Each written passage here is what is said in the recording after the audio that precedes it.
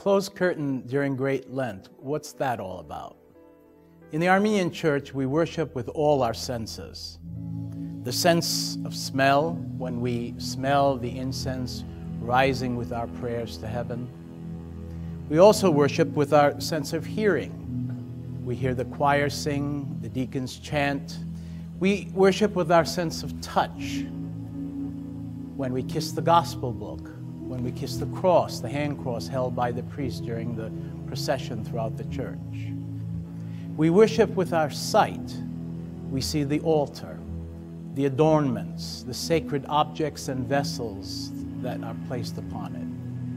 We also taste, certainly when we receive Holy Communion, taste and see how sweet the Lord is. But during the 6 weeks of Great Lent, we experience something different. The incense doesn't quite smell as strong because it's being burned behind the altar curtain. We hear the purvar and kashots, but the sound is somewhat muffled. We don't kiss the hand cross because there is no procession. And we know that the badarak is being celebrated and that Holy Communion has been consecrated, but we are not able to taste it. We hear the badarak chanted by the deacons and the prayers offered by the priest. But because the massive curtain is drawn before us, we hear them but do not see them. I too, as the celebrant behind the curtain, feel a sense of separation from my congregation, and a need to be with them again, a need to see them as we worship together. Now, all that is quite a difference. So why is this happening?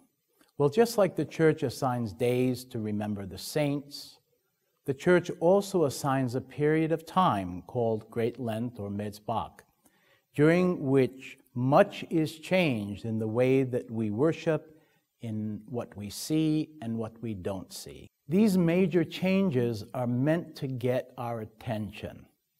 You walk into the church and you see that something is very different. And what is being said is something like this: Dear faithful, this is your time, a time to reflect, a time to meditate. Great Lent is our time in the desert, and a time to prepare for the journey that we will take side by side with our Lord Jesus Christ through the last days of his earthly life. What an experience, what an opportunity given to us, what a journey. And for those who believe, there is still more to come.